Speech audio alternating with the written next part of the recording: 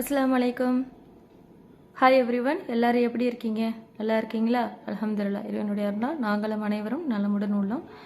மீண்டும் ஒரு நல்ல பதிவில் உங்கள் அனைவரையும் சந்திப்பதில் மிக்க மகிழ்ச்சி.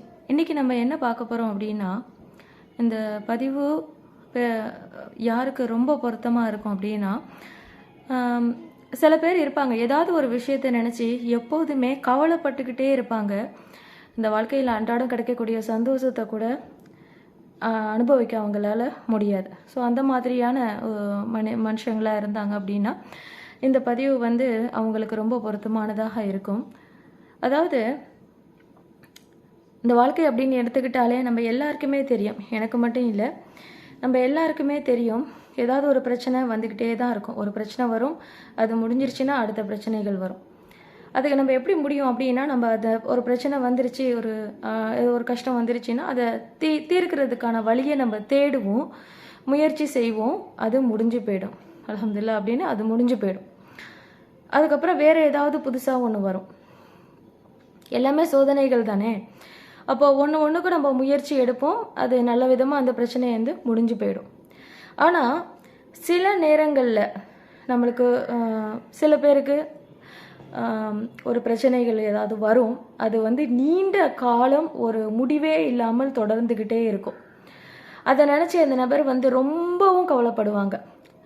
இவ்வளோ காலம் ஆகியும் இந்த பிரச்சனைக்கு ஒரு தீர்வே நம்மளால் எவ்வளோ முயற்சி பண்ணாலும் ஒரு தீர்வை நம்மளால் கண்டுபிடிக்க முடியலையே, ஒரு நிம்மதி இல்லையே, சந்தோஷம் இல்லையே, அந்த பிரச்சனை அப்படியே நீடிச்சுக்கிட்டே வருதே அப்படின்னு கவலைப்படுவாங்க. அந்த கவலை எதில் கொண்டு போய் விடும் அப்படின்னா, ஒரு மன அழுத்தத்தில் கொண்டு போய் விடும். இந்த ஸ்ட்ரெஸ், டெப்ரெஷன் அப்படிலாம் சொல்கிறாங்க இல்லையா, மன அழுத்தத்தில் கொண்டு போய் விடும். அந்த மாதிரி நம்ம பண்ணக்கூடாது. முதல்ல அந்த மன அழுத்தம் என்ன அப்படின்னா நம்ம எப்படிலாம் நடந்துக்குவோம் மன அழுத்தம் வந்து அப்படின்னாக்கா, சின்ன சின்ன சிம்டம்ஸ் இருக்குது. என்ன அப்படின்னா, நம்மளால் அன்றாட வேலையே சரியாக செய்ய முடியாது. எப்போதும் வந்து நம்மளை எந்த ஒரு பிரச்சனை வந்து நம்மளுக்கு ரொம்ப வந்து மனசில் வந்து அந்த நினைவு கூட வந்து நம்ம கஷ்டப்பட்டுட்டு இருக்கிறோமோ, அதனால் என்ன ஆகும் அப்படின்னா, அந்த ஞாபகங்கள் அடிக்கடி வர வர வர நம்ம வேலையில் கவனம் சிதறல் ஏற்படும். எந்த ஒரு வேலையும் நம்ம வந்து சரியாக செய்ய மாட்டோம். உதாரணத்துக்கு நம்ம தினமும் செய்யக்கூடிய வேலை, அடுப்படியில் நிற்கிறோம், ஒரு சமையல் பண்ணுறோம் அப்படின்னா கூட அந்த சமையலில் கவனம் செலுத்தினா தான் அது வந்து நல்ல விதமாக அமையும், நம்மளுக்கு எந்த பாதிப்பும் ஏற்படாது. ஏதாவது ஒன்று நினச்சி கவலைப்பட்டுக்கிட்டே அந்த சிந்தனையிலே என்ன பண்ணலான்னு ஒரு நினைப்போடையே நம்ம அந்த சமையலை செஞ்சுக்கிட்டு இருந்தோம்டா, அதனால் ஏதாவது ஒரு ஆபத்து, ஒரு எண்ணெய் நம்ம மேலே தெரிப்பதற்கோ, இல்லை ஏதாவது தவறுதலாக ஒரு பாத்திரத்தை நம்ம கீழே போட்டு உடைப்பதற்கு வாய்ப்பு இருக்குது. நம்மளுக்கு ஏதாவது அதனால் சேதமாகலாம், இல்லை நம்ம செய்யக்கூடிய பொருள் வந்து வீணாக போயிடும், உணவு பண்டம் அந்த மாதிரி. ஸோ இப்போ நம்ம இல்லை ஒரு டிரைவிங்கில் இருக்கோம் அப்படின்னா, ஏதோ ஒரு சிந்தனையிலேயே போனோம் அப்படின்னாக்கா, அந்த ஒரு சிந்தனையிலேயே போயிட்டு இருந்தோம் அப்படின்னாக்கா, ஒரு மிகப்பெரிய அளவில் ஒரு ஆக்சிடெண்ட்டில் மாட்டு நம்மளுக்கு பெரிய ஆபத்து வரது கூட எல்லா விதத்துலேயும் வாய்ப்பு இருக்குது. அப்போது நம்ம செய்யக்கூடிய வேலையை முதல்ல கவனம் சிதறல் ஏற்படும். அதாவது சிந்தனை, நம்ம எதை நோக்கி நம்மளோட கவலைப்பட்டுக்கிட்டே இருக்கிறோமோ அங்கேயே நம்ம சிந்தனை போயிட்டு இருந்துச்சுன்னா நம்ம அன்றாட வாழ்க்கையை ஒரு கவனமாக செய்ய முடியாத அளவுக்கு கவன சிதறல்கள் ஏற்படும். அடுத்தது என்ன அப்படின்னா, எந்த ஒரு விஷயத்துலையும் நம்ம ஒரு இன்ட்ரெஸ்ட் காட்ட மாட்டோம். உதாரணத்துக்கு ஒரு வீட்டில் நிறைய பேர் இருக்கோம் அப்படின்னே வச்சுக்கோங்க. அந்த இடத்துல எல்லாரும் உட்காந்து இருக்கும் போது ஒரு குழந்தைங்களாக இருக்கட்டும், ஏதோ ஒரு காமெடியான ஒரு விஷயம், ஏதோ சிரிக்கக்கூடிய அளவுக்கு ஒரு விஷயத்த பண்ணிடுறாங்க. எல்லாரும் டக்குன்னு சவுண்டாக சிரிச்சிடுறாங்க. நாம் சிரிக்க மாட்டோம், ஏன்னா நம்ம அதை கவனிக்க மாட்டோம். நம்ம சிந்தனை எங்கேயோ இருக்கும், நம்ம அதை பார்த்துட்டு இருக்கிற மாதிரி தான் இருக்கும் அந்த இடத்துல. அதாவது ஃபிசிக்கலி ப்ரெசன்ட், மென்டலி ஆப்சண்ட் அப்படின்னு சொல்லிட்டு இந்த ஸ்கூலில் எல்லாம் டீச்சர்ஸ் வந்து கவனம் இல்லாமல் இருக்கிற பிள்ளைங்களை பார்த்து சொல்லுவாங்க, நீ இங்கே உக்காந்து தான் இருக்கே, ஆனால் உன்னோட சிந்தனை இங்கே இல்லை, நீ ஏதோ யோசனையில் இருக்கே அப்படிம்பாங்க. அதுதான். அப்போ நம்ம அந்த சிரிப்பை கூட சிரிக்க மாட்டோம். அதிகமாக மனுஷங்களை விட்டு கொஞ்சம் தனிமையை விரும்பக்கூடிய நபராக நம்ம மாறி போய்கிட்டே இருப்போம். அதிகமாக மனிதர்களோட கலகலப்பாக உட்காந்து நம்ம பேச மாட்டோம். எங்கேயும் ஒரு அதிகமாக வெளியே போவதற்கு நம்மளுக்கு வந்து ஒரு ஆர்வம் இருக்காது. எந்த ஒரு விஷயத்துலையுமே முழுசாக சொன்னால் நம்மளுக்கு ஆர்வம் இருக்காது. அது கொஞ்சம் கொஞ்சமாக அதிகமாகிட்டு போகும்போது என்ன செய்யும், ஒரு விரும்பி ஒரு உணவை கூட நம்ம சாப்பிட மாட்டோம். யாராவது வந்து கொஞ்ச நேரம் நம்மள்ட்ட பேசினா கூட, நம்ம அந்த சிந்தனையில் இருக்கும்போது பேசினா கூட நம்மளுக்கு எரிச்சலாகி நம்மளே அறியாமல், வேணுமென்று இல்லை, நம்மளே அறியாமல் கடுகடுத்து விடுவோம் அந்த நபர்கிட்ட. அதனால் சண்டை வரலாம், பிரச்சனை வரலாம், மனக்கசப்புகள் வரலாம். அதுக்கான வாய்ப்புகள் இருக்குது. இல்லை சின்ன நம்ம பிள்ளைங்கள நம்ம திட்டி விட்டா கூட அவங்க அழுவாங்க. இந்த மாதிரி நிறைய விஷயம். இந்த மாதிரி கொஞ்சம் கொஞ்சமாக அது நம்ம மேலும் மேலும் ஒரு மன அழுத்தம் அப்படிங்கிற ஒரு நிலைமை வந்துருச்சுன்னா அது அதிகமாகிக்கிட்டே போய்கிட்டே இருந்து ஒரு கண்ட்ரோலை ஒரு ஸ்டேஜில் நம்ம இழந்துருவோம். டக்குன்னு சின்ன விஷயத்துக்கெல்லாம் ரொம்ப சென்சிட்டிவாகவே ஒரு அழுகை வரக்கூடிய தன்மையும் வந்துடும். ஸோ இதெல்லாம் ஸ்டெப் பை ஸ்டெப் மன அழுத்தம் இதுதான் ஸ்டெப் பை ஸ்டெப் இந்த மாதிரியான மாற்றங்கள் வரும்போது நம்ம மன அழுத்தம் நம்மளுக்கு வருது, ஒரு டெப்ரெஷன் வருது அப்படிங்கிறத நம்ம தெரிஞ்சுக்கலாம். இதுதான் அதனுடைய அறிகுறிகள். அப்போது இந்த மாதிரி நம்ம நிலைமைக்கு ஏன் நம்ம போகணும்? ஏற்கனவே ஒரு பிரச்சனை வந்து நம்மளை போட்டு வாட்டி வதச்சிட்டு இருக்குதுங்கும் போது ஏதோ நம்ம கொஞ்சம் மனசு ஒரு ஆரோக்கியமாக இருக்குது, நம்மளோட உடல் கொஞ்சம் ஆரோக்கியமாக இருக்குது, அதையும் கெடுத்துக்கணுமா? இருக்கிற ஆரோக்கியமாவது நம்மக்கிட்ட இருக்கணுமே, அப்படி நம்ம சிந்திக்கணும். இப்போது ஒரு சின்னதாக ஒரு கதை சொல்லட்டுமா? ரொம்ப நாள் ஆயிடுச்சுல ஒரு கதைகளோடு பேசி சின்னதாக ஒரு கதை சொல்லட்டுமா? ரொம்ப நேரம்லாம் எடுத்துக்க மாட்டேன். ஒரு சிலம்பம் கற்றுக் கொடுக்கக்கூடிய ஒரு ஆசிரியர் ஒருத்தர் இருந்தார். சிலம்பம், அந்த கம்பு சண்டை போடுவாங்க இல்லையா, எல்லாருக்கும் தெரிஞ்சதுதான் அந்த சிலம்பாட்டம். சிலம்பம் கற்றுக் கொடுக்கக்கூடிய ஆசிரியர் இருந்தார். அவர் ஒரு சிலம்ப பள்ளி ஒன்று நடத்திட்டு இருந்தார். அவர் இடத்துல நிறைய மாணவர்கள் இருந்தாங்க. மாணவர்கள்னால் சின்ன பசங்கள்லேருந்து பெரிய வயசு ஆள் வரைக்கும் மாணவர்கள் இருந்தாங்க. அந்த ஊர், அந்த சுற்று வட்டாரம், அது ஒரு கிராமம். சொத்து வட்டாரத்தில் இருக்கக்கூடிய அந்த கிராமத்தில் நிறைய அந்த மாதிரி சிலம்பம் கற்றுக் கொடுக்கக்கூடிய ஆசிரியர் தனித்தனியாக பள்ளிகள் வச்சு நடத்திட்டு இருந்தாங்க. வருடத்திற்கு ஒரு முறை வந்து ஒரு பெரிய அளவில் அங்கே ஒரு என்ன சொல்கிறது, ஒரு ஈவெண்ட், சிலம்பாட்டத்துக்குன்னு ஒரு நாள் போட்டு அங்கே வந்து எல்லாரும் வந்து அதில் கலந்துக்குவாங்க. ஒவ்வொரு சிலம்பாட்ட பள்ளியிலிருந்தும் சிறந்த மாணவராக ஒருத்தர் தேர்ந்தெடுக்கப்பட்டு அவர் வந்து மற்ற மாணவர்களோடு சண்டை போடுவார். கடைசி ஒருத்தன் வின் பண்ணுவான் இல்லையா, அவனை தான் வந்து சிறந்த மாணவராக வந்து தேர்ந்தெடுப்பாங்க சிலம்பாட்டத்தில். அந்த மாணவருக்கு யார் பயிற்சி எடுக்கிறாரோ அவர் தான் சிறந்த, அந்த பகுதிக்கு சிறந்த சிலம்பம் கற்றுக் கொடுக்கக்கூடிய ஆசிரியராக வருவார். அந்த பள்ளி தான் சிறந்த பள்ளியாக வரும். அப்படி ஒரு சூழ்நிலையில் அப்போ வந்து ரொம்ப பரபரப்பாக அந்த ப்ரோக்ராம் வரப்போகுது, அந்த ஈவெண்ட் வரப்போகுது, எல்லாரும் கலந்துக்க போகிறாங்க. அப்படி ஒரு பரபரப்பான சூழ்நிலையில் கிராமம் இருக்கும் பொழுது அப்போது அந்த ஒரு சிலம்பம் கற்றுக் கொடுக்கக்கூடிய அந்த ஆசிரியர் இருக்கார் இல்லையா, அவர் தேர்ந்தெடுத்திருக்கக்கூடிய அந்த மாணவனிடத்தில் என்ன செய்கிறாரு, சண்டை போட போகிறார். எல்லாரும் சுற்றி உட்காந்துருக்காங்க. இவர் பள்ளியாக இந்த மாணவன் தான் வந்து என்ன பண்ண போகிறாரு, பார்ட்டிசிபேட் பண்ண போகிறாரு. இவர் ஸ்கூலில் இந்த சிலம்பாட்ட பள்ளியிலேருந்து. சின்ன பையன் ஒன்றும் இல்லை, திருமணமாத ஒரு குழந்தைகள் பெற்ற ஒரு குடும்பஸ்தன் தான். அவர் தான் வந்து கலந்துக்க போகிறாரு. அவரிடத்துல இந்த ஆசான் போட்டி போடுறாரு. எல்லாரும் பரபரப்பாக உட்காந்து பார்க்கும்போது அந்த கம்பை எடுத்து அந்த ஆசிரியர் 2 சுற்று தான் சுற்றிருப்பார். இந்த தேர்ந்தெடுக்கப்பட்ட மாணவன் கையில் உள்ள சிலம்பம் கம்பு பறந்து போயிடுச்சு. அப்படியே பறந்து போனதும் இல்லாமல் நல்ல ஃபோர்ஸாக அந்த ஆசிரியர் அடித்த கம்பு, வீசின கம்பு அந்த மாணவருடைய முகத்தில் பட்டு மிகப்பெரிய ஒரு காயமாயிடுச்சு, ரத்தக்கட்டு போல். ஷாக்கிங். அப்படியே ஷாக் ஆகிட்டார் அந்த ஆசிரியர். சுற்றி இருந்த மாணவர்களும் ஷாக் ஆகிட்டாங்க. ஏன் அப்படின்னா இவர் ஒரு சிறந்த மாணவர். இந்த மாதிரி எக்ஸ்பீரியன்ஸில் ஆனதே கிடையாது இவருக்கு. ரொம்ப வருஷமாக நான் சிலம்பம் கற்றுக் கொடுத்துட்டு இருக்கேன், உனக்கு ஒரு தடவை கூட உனக்கு இந்த மாதிரி காயம் ஏற்பட்டது கிடையாது, நீ எல்லாத்தையும் ஈஸியாக எல்லா மாணவர்களையும் ஜெயிச்சிடுவ, என்னோடு போட்டியிடும்போது கூட ரொம்ப நேரம் ஆகும் நான் உன்னை ஜெயிக்கிறதுக்கு, சில நேரங்களில் என்னையே நீ தோற்கடிச்சிருக்க, ஏன்னா இன்னைக்கு 2 சுற்று, 1 நிமிஷம் இல்லைன்னா ஒரு 2 நிமிஷம் கூட ஆகலை போட்டி ஆரம்பித்து, அதுலேயே நீ அடி வாங்கி தோற்று போயிட்டியே. இதை நான் உன்கிட்ட இத்தனை வருஷ காலத்தில் இந்த மாதிரி ஒரு தடுமாற்றத்தை பார்த்தது இல்லை. காரணம் உனக்கு கவனம் எங்கே இல்லை, என்ன நடந்துச்சு சொல்லு, உடம்பு எதுவும் சரியில்லையான்னு கேட்குறாரு.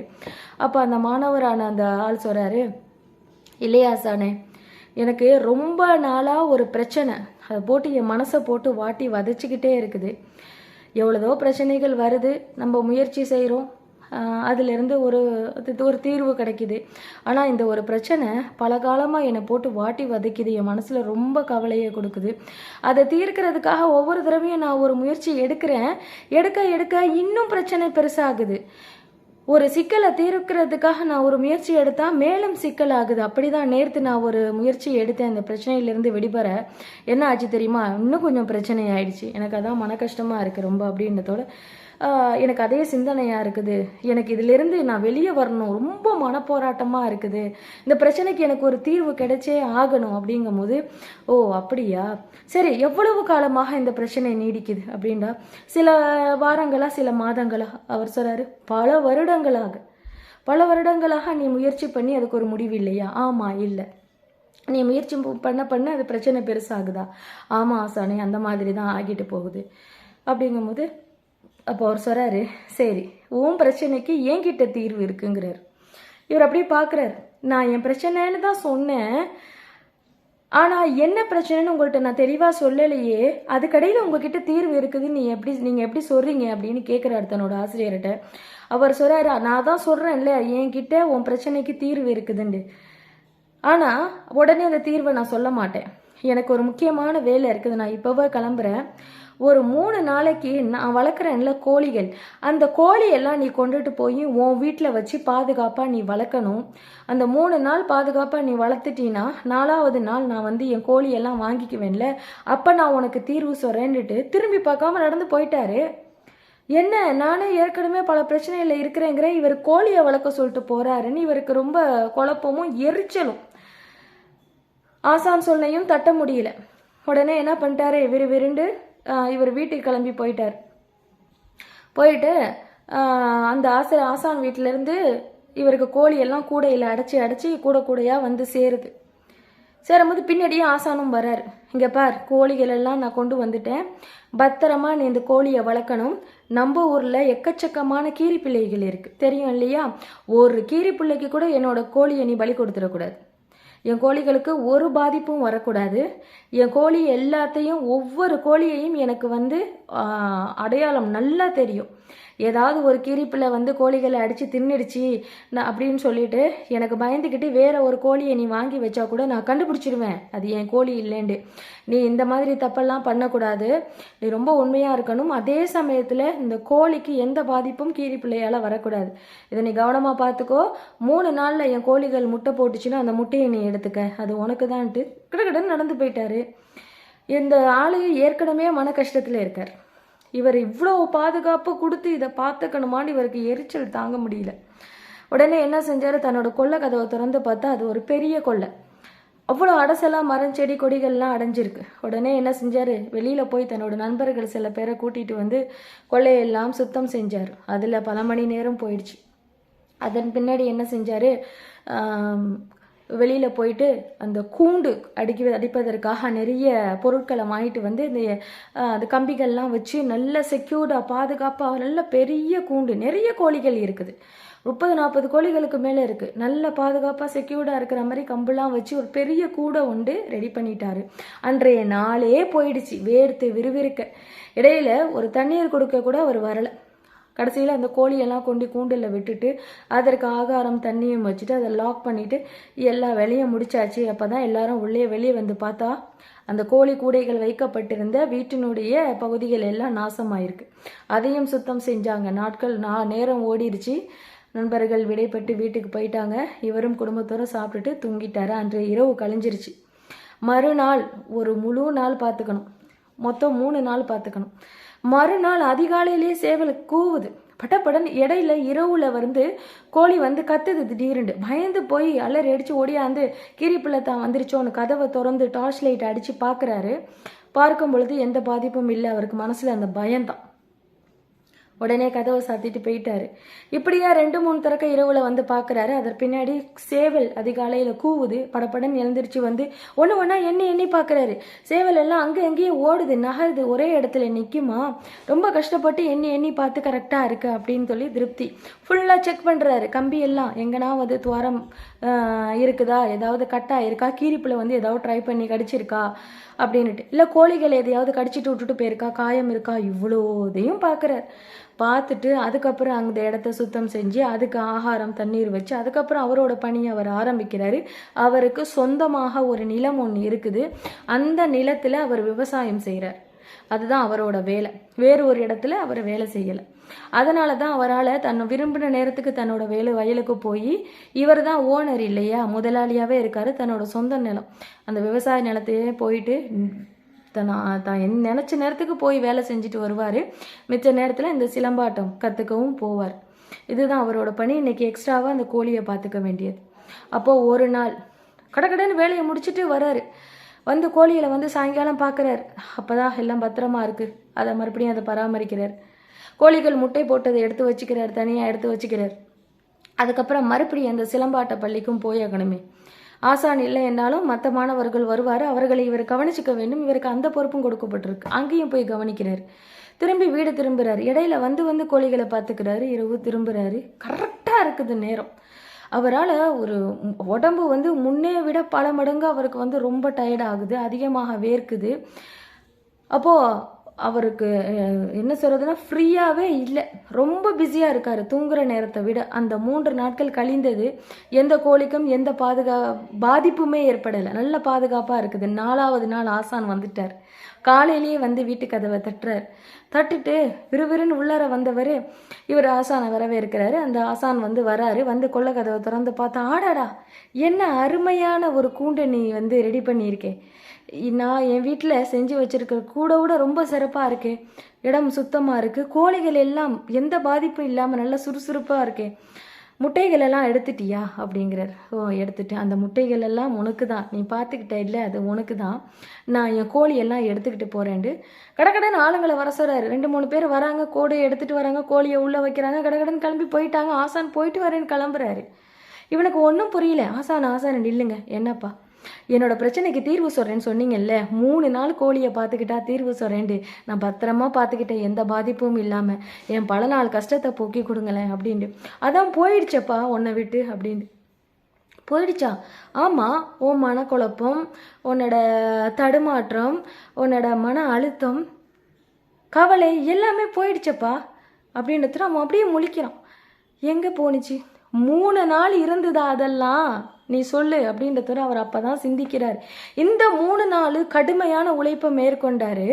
அவரோட சிந்தனை வந்து அவரை எந்த விஷயம் கவலைப்படுத்திக்கிட்டே இருந்துச்சோ அங்கே போக முடியாத அளவுக்கு கடுமையான வேலை. அதை சிந்திக்கும் போது ஆசான் சொல்கிறாரு, நீ வந்து சொந்த வயலில் வேலை பார்த்துட்டு இருந்த, உனக்கு நிறைய இஷ்டத்துக்கு வந்த, சிலம்பம் கற்றுக் கொடுக்கக்கூடிய இடத்துக்கு வந்த, அப்புறம் அதே மீறி உனக்கு நிறைய நேரங்கள் உனக்கு இருந்தது. நீ கவலைப்படுவதற்கு நேரம் இருந்தது. நான் இப்போது நீ கவலைப்படுறதுக்கே நேரம் இல்லாத மாதிரி நெருக்கடியான ஒரு ரொம்ப எச்சரிக்கையுடன் நீ செயல்படுற மாதிரி, சுறுசுறுப்பாக இருக்கா மாதிரி, எந்த நேரமும் அந்த வேலையிலேயே பற்றி நினச்சிட்டு இருக்கிற மாதிரி நான் உனக்கு ஒரு பொறுப்பை 3 நாள் கொடுத்தேன். அந்த 3 நாள் இந்த கவலை உன்னை விட்டு போயிடுச்சு இல்லையா, யோசிச்சு பாரு அப்படின்னதோட அப்போ தான் அவருக்கு புரியுது. ஆமாம், 3 நாள் எனக்கு இந்த பிரச்சனை பற்றின சிந்தனையே வரவே இல்லை அப்படின்னு. அப்போ தான் ஆசான் சொன்னார், நல்ல விஷயந்தான், பிரச்சனை வாழ்க்கையில் வந்துருச்சுன்னா அதை தீர்வை நோக்கி நம்மளால் முடிஞ்ச அளவுக்கு நம்ம போராடுறது நல்ல விஷயந்தான், தீர்வு கிடைச்சிரும். ஆனால் ஒரு சில பிரச்சனைகளுக்கு நாட்கள் அதிகமாகும், வாரமாகும், மாதமாகும், பல வருஷம் நீடிச்சுட்டு போகுது. நம்ம முயற்சி பண்ண அதில் பல பிரச்சனைகள் அதனால் வருது அப்படிங்கும் போது, அதனால் நம்மளை பாதிக்குது அப்படிங்கும் போது முதல்ல நம்மளை கவனிச்சுக்கணும். நம்ம கொஞ்ச நாளைக்கு அப்படியே அமைதியாக இருந்தால் ஒருவேளை அந்த பிரச்சனை அதற்கான நேரம் போது தானாக அது ஒரு தீர்வை கொண்டு வந்து விடும். எப்போதும் நம்மளை என்ன நினச்சிக்கிறோம், நம்மளால தான் முடியும், நம்மளால தான் இந்த சொல்யூஷனை கொண்டு வர முடியும், நாம தான் எல்லாண்டு நம்மளை அறியாமையே நம்ம நினச்சிக்கிறோமா. அதனால தான் போட்டு நம்மளை நாமே குழப்பிக்கிறோம். பல நேரங்களில் சின்ன பிரச்சனை பெருசாக ஆகிறதுக்கு கூட நம்ம எடுக்கக்கூடிய ஒரு முயற்சி தவறாக போய் அந்த மாதிரி இன்னும் மேலே மன கஷ்டத்தை கொண்டு வந்துடுது. ஸோ அப்போ மேலும் மேலும் மேலும் பிரச்சனையை கொடுக்குது ஒரு விஷயம் அப்படின்னா, மேலும் மேலும் மேலும் கவலையை கொடுக்குது அப்படின்னா, அந்த விஷயத்தை பற்றி கொஞ்ச நாளைக்கு நம்ம சிந்திக்காமல் இருப்பது சிறந்தது. கொஞ்சம் மனசை நம்ம அமைதியாக வச்சுக்கிட்டு அந்த பக்கம் சிந்தனையை போக விடாமல், ஆனால் நம்மளை அறியாமல் நம்ம சிந்தனை அங்கே தான் போகும். ஒரு பலவிதமான இந்த பிரச்சனையால் வேறு ஏதாவது நடந்துருமோ, அதுவோ இதுவோங்கிற அச்சம் வேறு வரும். அப்போது நம்மளை அமைதியாக வச்சுக்கணும். உனக்கு தீர்வே கிடைக்க மாட்டேங்குது அப்படிங்கும் போது அப்போ அதுக்கு தீர்வு கண்டிப்பாக இருக்குது. அது ஏதோ ஒரு நாள் வரப்போகுது. அந்த நாள் நெருக்கத்தில் இருக்கலாம், இல்லை ரொம்ப தூரத்தில் இருக்கலாம். அது வரைக்கும் அந்த சொல்யூஷன் கிடைக்கும் போது நம்ம அந்த சந்தோஷத்தை, அந்த நிம்மதியை கொண்டாடணும் இல்லையா? அதற்கு நம்ம மனநலம் நல்ல விதமாக இருக்கணும், நம்மளோட ஆரோக்கியம் நல்ல விதமாக இருக்கணும், முதல்ல நாம் இருக்கணும் இல்லையா?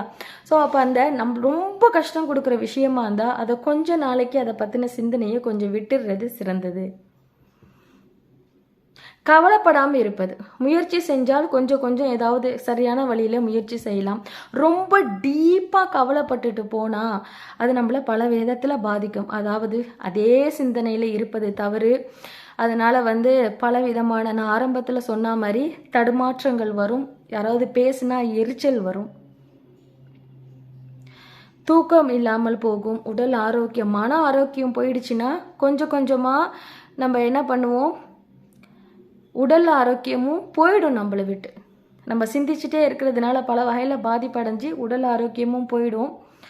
அதுக்கப்புறம் எங்கேருந்து நாம் எந்த நினச்சி கவலைப்பட்டுட்டு இருந்தோமோ அதுக்கு ஒரு நாள் சூப்பராக ஒரு சந்தோஷமான தீர்வு ஒன்று, நிம்மதியான நம்ம கிடைக்கின்ற நம்ம ஆசைப்படுகின்ற தீர்வு கிடைச்சிரும். அதை கொண்டாட நம்ம நல்ல விதமாக இருக்கணும் இல்லையா? ஸோ ஏதோ ஒரு விஷயம் நம்மளை போட்டு தொந்தரவு பண்ணிக்கிட்டே இருந்துச்சுன்னா அதை கொஞ்சம் விட்டுடுங்க, அதுதான் நல்லது. இது எப்படியும் நம்ம கவலைப்படக்கூடிய ஏதோ ஒரு விஷயத்துக்கு கண்டிப்பாக ஒரு சந்தோஷமான ஒரு நல்ல முடிவையே அல்லாஹ் வச்சுருப்பான். ஸோ அவன் மேலே நம்பிக்கையை வச்சு ரொம்பவும் கவலைப்படாமல் ஓரளவுக்கு ஃப்ரீயாக இருந்தால் தான் நம்மளோட நாட்களை, நம்மளோட கடமைண்டு இருக்குது இல்லையா? நம்ம அன்றாட செய்யக்கூடிய வேலை இருக்குது, நாம் பார்த்துக்க வேண்டிய ஆட்கள் இருக்காங்க, நம்மளை நம்ம பார்த்துக்கணும், அதற்காக நம்ம செய்ய வேண்டிய வேலைகள் இருக்குது. அதை எதுவும் ஒரு பதட்டம் இல்லாமல் அதனால் பல பிரச்சனைகள் வந்துடாமல் அழகாக ஸ்மூத்தாக லைஃப்பை கொண்டு போகிறதுக்கு நல்ல மனநிலையும் நல்ல உடல் ஆரோக்கியமும் ரொம்ப முக்கியம். ரொம்ப போட்டு குழப்பிக்க வேண்டாம். என்ன ஒரு கஷ்டம் வந்தாலும் அதுக்கு ஒரு அழகான ஒரு சந்தோஷமான ஒரு முடிவு இருக்குது. அது இன்னைக்கா நாளைக்கா நாளை கழிச்சா மறுநாள் அடுத்த வாரமா அடுத்த மாதமா அடுத்த வருஷமா பல வருஷமா தெரியாது. கொஞ்சம் பொறுமையாக தான் இருந்தாகணும். நம்மளுக்கு அந்த பொறுமையெல்லாம் அப்படி கிடைக்காது. அப்போ என்ன செய்யணும் அப்படின்னா, அந்த சிந்தனைக்கு நம்ம போகாத அளவுக்கு நம்மளை ஏதாவது ஒரு வேலையில் நம்ம கண்டிப்பாக ஈடுபடுத்திக்கிட்டு தான் ஆகணும். இல்லைன்னா நம்மளை பாதிச்சிடும். இப்போது வெளியே போய் வேலை செய்யக்கூடிய ஆண்கள், வெளியே போய் வேலை செய்யக்கூடிய பெண்களுக்கு நல்லா கூப்பிட்டு பேசி பாருங்களேன். என்ன பிரச்சனை இருந்தாலும் அவர்கள் அந்த பணியிலுடைய ஒரு இறுக்கத்தில் இருக்கும்போது, அந்த பணியில் இருக்கும்போது அதெல்லாம் அவங்கள அந்த நினைப்புக்க வராது. கண்டிப்பாக உண்மையை சொல்கிறவங்களா இருந்தால் அதை சொல்லுவாங்க, ஆமாம் நாங்கள் வேலையில் பிஸியாக இருக்கும்போது இந்த ஞாபகம்லாம் இல்லை அப்படின்னு. ஸோ ஆனால் நம்ம இப்போ வயசானவங்க வீட்டில் இருக்கிறாங்க, சும்மா இருக்கிறாங்க, வேலையை செஞ்ச காலம்லாம் முடிஞ்சு போச்சு, ஓய்வில் இருக்கிறாங்க ஆண்கள். இல்லைண்டா பெண்கள் நம்ம பெரும்பாலும் வீட்டில் இருக்கிறோம். வேலைகள் எவ்வளோ வேலையை நம்ம செஞ்சு முடிச்சிடுவோம். அதை தவிர்த்து நம்மளுக்கு ஃப்ரீயாக டைம் இருக்கும்போது நம்ம சிந்தனை எதை நோக்கி நம்ம கவலைப்பட்டுட்டு இருக்கிறோமோ கண்டிப்பாக அதை நோக்கி நம்மளுக்கு போகும். அப்போ நம்ம தான் நம்மளை கண்ட்ரோல் பண்ணிக்கணும். நம்மளுக்கு அமைதியாக நம்மளால் கண்ட்ரோல் பண்ணிக்க முடியலை அப்படின்னாக்கா நாம் ஏதாவது ஒரு வேலைகளில் ஈடுபடுத்திக்கிறது நம்மளை சிறந்தது. எப்போதுமே நம்மளை பிஸியாகவே வச்சுருந்தா நம்ம கவலைகளை மறப்போம். போகட்டுமே, காலம் போகட்டுமே, நம்மக்கிட்ட நம்ம நம்பிக்கை இருக்குதுல்ல, அல்லாஹ் எதுக்குமே ஒரு அழகான சந்தோஷமான முடிவை தான் கொடுப்பான் அப்படின்னு சொல்லி நம்மளால் ஏண்டதை ட்ரை பண்ணி பார்க்குறோம். அதனால் பிரச்சனைகள் அதிகமாகுது அப்படின்னு சொன்னாக்கா நம்ம என்ன செய்யணும், விட்டுடணும். அல்லாட பொறுப்பில் விட்டுடலாம், அவ்வளோதான். ஸோ அதுக்கு ஒரு அழகான சந்தோஷமான முடிவு கிடைக்கும். குழப்பிக்கிட்டே இருக்குது. சில பேர் சொல்லுவாங்க, இப்போது அந்த தனிமையில் இருந்து இந்த போர் அடிக்குது அப்படின்னு சொல்லிட்டு சொல்லுவோம் இல்லையா? அந்த நம்ம பிள்ளைங்களை நம்ம பார்க்கலாம். முன்னாடிலாம் வெளியே போய் நாமெல்லாம் சின்ன பிள்ளையாக இருக்கும் போது வெளியே போய் நம்ம கொஞ்சம் விளையாடிருப்போம், கொஞ்ச நாளாச்சும் விளையாடிருப்போம். சில பேர் அதிக காலம் விளையாடி இருப்பாங்க. இப்போ நான்லாம் கொஞ்ச நாள் விளையாடி இருக்கேன், அவ்வளோதான் ஞாபகம் இருக்குது. இப்போ பிள்ளைங்க வெளியே போய் விளையாடுற சூழ்நிலையே இல்லை. பெரும்பாலான சில இடத்துல தான் அந்த வாய்ப்பு கிடைக்கிது. பெரும்பாலும் பிள்ளைங்க வீட்டுக்குள்ளாரையே முடங்கிடுறாங்க. இந்த ஸ்கூல் போகும்போது ஃப்ரெண்ட்ஸை பார்க்குறது, பேசுகிறது, பழகிறது, அங்கே ஏதாவது ஸ்போர்ட்ஸில் எக்ஸ்ட்ரா கரிக்குலர் ஆக்டிவிட்டீஸில் கலந்துக்கிறது, அது மட்டும்தான் இருக்குது. அதனால தான் வீட்டுக்குள்ளாரையே இந்த ஃபோனு அப்படின்னு முதல்ல டிவி, இப்போ மொபைலில் அப்படியே முடங்கிட்டாங்க. சம்டைம்ஸ் அவங்களும் நீங்கள் கவனிச்சிருக்கலாம், நம்ம பிள்ளைங்களும் போர் அடிக்குது அப்படின்னு சொல்லுவாங்க. அப்போது நான் நம்மளுக்கு தெரிஞ்ச சொல்யூஷன் எல்லாம் இதை பண்ணு அதை பண்ணு அதை பண்ணு இதை பண்ணுன்னு சொல்லுவோம். அவங்க எதையுமே கேட்க மாட்டாங்க. கவனிச்சிருக்கீங்களா? ஏண்டா அவங்க மனசு எதிர்பார்க்கறது வேறு. அந்த நேரத்தில் அவங்க ஏதாவது செய்யணும்னு எதிர்பார்ப்பாங்க, இல்லை எங்கேயாவது போகணுன்னு எதிர்பார்ப்பாங்க. அவங்களோட ஏஜ் குரூப்புக்கு ஏற்ற மாதிரி அவங்க ஏதாவது வெளியே போகணும், இல்லை ஏதாவது ஸ்போர்ட்ஸு. என் பசங்க அடிக்கடி கேட்பாங்க, அம்மா இங்கே ஃபுட்பால் கிளப்பு இருக்கா, இதெல்லாவது இருந்தாவது சேரலாமே. அந்த மாதிரி பிள்ளைங்க ஏதாவது அவங்க இதுக்கு கேட்பாங்க. அதே மாதிரி வீட்டில் இருக்கக்கூடிய நம்ம லேடிஸ்க்கும் சில நேரங்களில், அதாவது பெரும்பாலும் நிறைய மனிதர்களோட வீட்டில் இருந்தால் கூட அது ஓகே, ஒருத்தருக்கு ஒருத்தர் பேச அந்த மாதிரி கொஞ்சம் வேலையெல்லாம் முடிச்சுட்டு ஃப்ரீயாக இருக்கிற டயத்தில் கூட ஏதாவது ஓரளவுக்கு போகும் லைஃப் அப்படின்னு சொல்லலாம். கொஞ்சம் போர் அடிக்கிறது தெரியாமல், அது எனக்கு சரியாக சொல்ல தெரியல. இப்போ தனிமையாக இருக்கிறோம் இல்லையா? அதாவது இன்றைக்கி எல்லாமே வந்து சின்ன சின்ன ஃபேமிலியாக தான் இருக்கிறோம். ஹஸ்பண்ட், ஒய்ஃபு, பிள்ளைங்க, அப்பா அம்மா கூட இருந்தால் அப்பா அம்மா, இல்லைனா மாமியார் மாமனார் கூட இருந்தால் மாமியார் மாமனார். இந்த கூட்டு குடும்பம் எக்கச்சக்கமான பேர் இருக்கிறதுங்கிறதெல்லாம் இப்போ இல்லை. ஸோ அப்போ நாம சின்னதாக இருக்கும்பொழுது சில நேரத்தில் அவங்க வேலையை பார்க்க போயிடும்போது நம்மளுக்கு சில நேரம் நம்ம வேலையெல்லாம் சுறுசுறுப்பாக முடிச்சிட்டோம் அப்படின்னா நம்மளுக்கு போர் அடிக்கும். அப்போ அந்த நேரத்தில் போயிட்டு நம்ம சொல்லுவோம், நம்ம யார்கிட்டையாவது சொல்லுவோம், ஹஸ்பண்ட் கிட்டேயோ யார்கிட்டையாவது சொல்லுவோம், பிள்ளைங்கிட்டேயோ, எனக்கும் போர் அடிக்குதுப்பா, என்ன செய்யறதுன்னு தெரிலப்பாண்டு. அப்போது அந்த மாதிரி யாராவது வீட்டில் இருக்கிற லேடிஸ் வந்து சொன்னால், தயவு செஞ்சு இப்போது டிவி பார்க்க வேண்டியது தானே, ஃபோன் இருக்குது, ஃபோன் பார்க்க வேண்டியது தானே, பக்கத்து வீட்டில் போய் பேசிகிட்டு இருக்க வேண்டியது தானே, அப்படிலாம் யாரும் ஐடியா கொடுக்காதீங்க. இதெல்லாம் எல்லாருக்குமே தெரியும். ஆனால் இதெல்லாம் நம்ம வந்து எல்லாரும் எதிர்பார்க்க மாட்டோம். எல்லாத்துக்கும் ஒரு லிமிட் இருக்குது. கொஞ்சம் நேரம் பக்கத்தில் பேசுவோம், கொஞ்சம் நேரம் டிவி பார்ப்போம், கொஞ்சம் நேரம் வந்து ஃபோன் பார்க்கலாம். எல்லா நேரமும் இதுதான் நம்மளுக்கு இவ்வளோதான் சாய்ஸஸா? இல்லை. முதல்ல என்ன அப்படின்னா, சஜஷன் கொடுக்காம அவங்க கிட்ட உட்காந்து கேளுங்க. அப்படியா, என்ன பண்ணலாம், என்ன செய்யலாம், நீ என்ன எதிர்பார்க்குற, சேஞ்சுக்கு எங்கன்னா போகலாமா, ஏதாவது கொஞ்ச நேரம் பேசலாமா,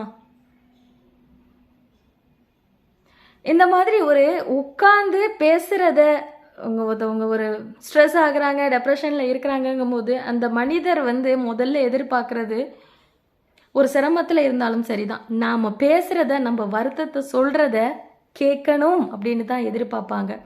அப்படி யாராவது வீட்டில் போலமுன்னா தயவு செஞ்சு எரிச்சல் ஆகாமல் பொறுமையாக கேளுங்க. அந்த கேட்குறதுக்கே அவங்களுக்கு வந்து நம்மளை மதித்து கேட்குறாங்க, நம்ம உணர்வுகளை புரிஞ்சுக்கிறாங்கங்கிற ஒரு சந்தோஷம் வரும்.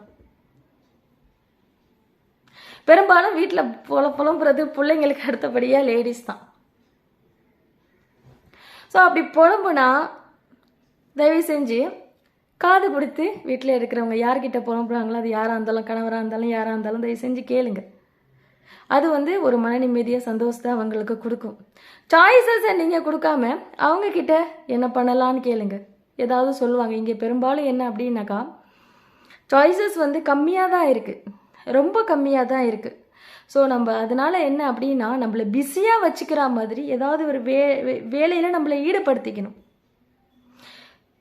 வெளியில் வேலைக்கு போகாமல் அந்த வீட்டுக்குள்ளாரையே முடங்கி கிடைக்கும் போது நம்மளுக்கு வந்து பல நினைப்புகள் வரும், பல ஞாபகங்கள் நம்மளை தொந்தரவு பண்ணும்.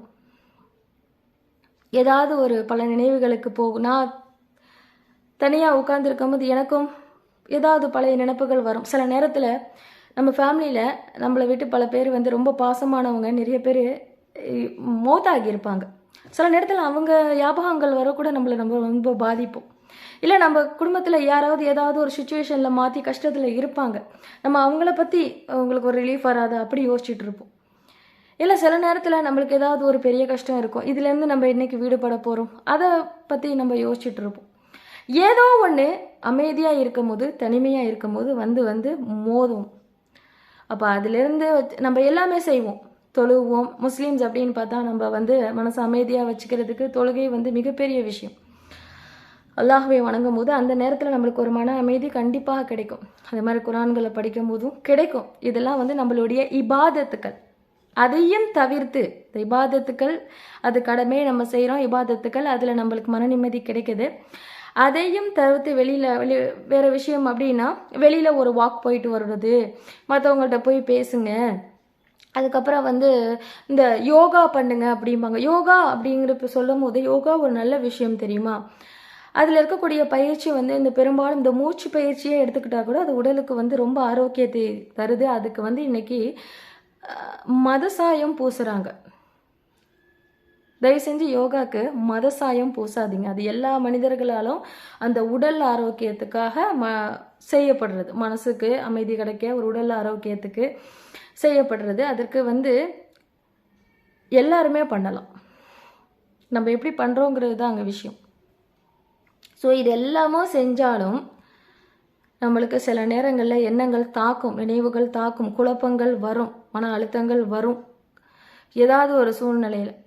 ஸோ நம்ம விட்டுறணும். நம்மளுக்கு பிரச்சனையை தரக்கூடிய விஷயத்த விட்டுறணும். அப்படின்னா என்னோட லைஃப்பில் நான் கண்டுபிடிச்ச, என்னோட அனுபவத்தால் கண்டுபிடிச்சது என்ன அப்படின்னாக்கா, எந்நேரமும் பிஸியாக இருக்கணும். எந்நேரமும் பிஸியாக ஏதாவது ஒன்று செஞ்சுக்கிட்டே இருக்கும் போது அந்த நினைவுகள் வந்து அந்த குழப்பங்கள் இல்லாமல் போகுது, அந்த மன அழுத்தங்கள் இல்லாமல் போகுது. நான் மட்டும் இல்லை, எங்கள் இப்போ நட்பு வட்டாரத்தில் எங்களோட ஃப்ரெண்ட்ஸில் வந்து நாங்கள் எல்லாருமே இதுதான் ஃபாலோ பண்ணுறோம். எந்நேரமும் என்ன தான் பேச முடியும்? சும்மா ஒருத்தருக்கு ஒருத்தர் அவங்களுக்கு நம்ம ஃபோன் போடுற நேரம் அவங்க பிஸியாக இருப்பாங்க. இன்றைக்கி எல்லாரும் வேறு வேறு இடத்துல இருக்கும், வேறு வேறு நாட்டில் இருக்கும். டக்குன்னு எல்லாரும் சந்திக்கக்கூடியதுன்னா இந்த ஃபோன் மூலியமாக அதான் பேச முடியுது. அப்போது எவ்வளோ நேரம் எல்லாத்துலேயும் பேசிகிட்டு இருக்க முடியும்? அதுவும் முடியாது. டக்கு நம்ம அக்கம் பக்கத்தில் இருக்கிறவங்கள்ட்டையும் போய் சும்மா புலம்பிக்கிட்டு அப்படி யாராவது பேசினா கூட நம்மளுக்கு கவலை தரக்கூடிய விஷயத்தை தான் நம்ம அப்படியே வாமிட் பண்ணுவோம், அப்படியே ஒப்பிச்சிருவோம். கவலை தான் வரும். ஒரு இடத்துக்கு ட்ராவல் பண்ணி போய்கிட்டே இருந்தால் கூட அந்த ட்ராவல் பண்ணிகிட்டு இருக்கக்கூடிய அந்த நேரத்தில் கூட நம்மளோட அந்த கவலை தரக்கூடிய அந்த விஷயம் தான் நம்மளை பாதிக்கும். அதனால் எப்போதுமே நம்மளை பிஸியாக வச்சுக்கிற மாதிரி ஏதாவது ஒரு வேலைகளை செஞ்சுட்டு இருந்தோம் அப்படின்னு சொன்னால் அப்போ நம்ம கொஞ்சம் அந்த ஸ்ட்ரெஸ்லேருந்து டிப்ரெஷன்லேருந்து வெளியே வரலாம். சும்மா இருக்கும்போது தான் நம்மளை வந்து இதெல்லாம் பாதிக்குது. இது அனுபவ ரீதியாக நானும் சொல்கிறேன், நிறைய பேரும் சொல்லியிருக்காங்க. ட்ரை பண்ணி பாருங்கள். ரொம்ப மனக்குழப்பத்தில் ஏதாவது ஒரு விஷயத்தை நினச்சா கவலைப்பட்டுக்கிட்டே இருக்கிற நபராக இருக்கீங்களா? நீங்கள் கவலைப்படக்கூடிய விஷயம் அல்லாஹ் உதவினால சீக்கிரமே ஒரு நல்ல தீர்வு அதுக்கு கிடைக்கும். நம்புங்க. முடிஞ்ச முயற்சியை எடுங்க. இல்லை அதுக்கப்புறம் அதை விட்டுடுங்க. அது பாட்டுக்கு தானாக அதுக்கான டைம் வரும்போது நீங்கள் எதிர்பார்க்குற மாதிரி இல்லைன்னா அதை விட ஒரு சிறந்த முறையில் ஒரு சொல்யூஷன் கிடைக்கும், ஒரு நிம்மதி கிடைக்கும், ஒரு சந்தோஷம் கிடைக்கும். நம்புங்க. மனசு அமைதியாக வச்சுக்கோங்க, ஆரோக்கியமாக இருங்க.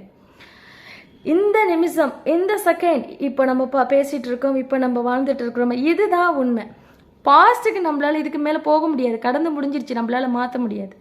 ஃப்யூச்சர் என்ன நம்மளுக்காக வச்சிருக்க, எதிர்காலம் நம்மளுக்கு தெரியாது. அடுத்த செகண்ட் இன்னைக்கு நம்ம கவலைப்பட்டுக்கிட்டே இருக்கிறோம்.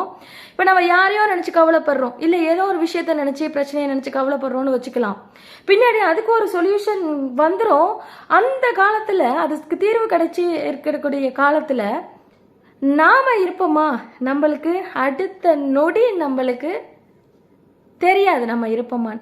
ஸோ அதனால் இந்த செகண்ட், இந்த நிமிஷம் அல்லாஹ் நம்மளுக்கு கொடுத்துருக்கக்கூடிய மிகப்பெரிய பாக்கியம். இதை நம்ம சந்தோஷமாக வாழுவோம். நமக்காக மட்டும் இல்லை, நம்ம மீது பாசம் வச்சுருக்கக்கூடிய, அக்கறை செலுத்தக்கூடிய மனிதர்களுக்காக நாம் சந்தோஷமாக இருப்போம். அவங்க நம்மளை பார்த்து சந்தோஷமாக இருப்பாங்க.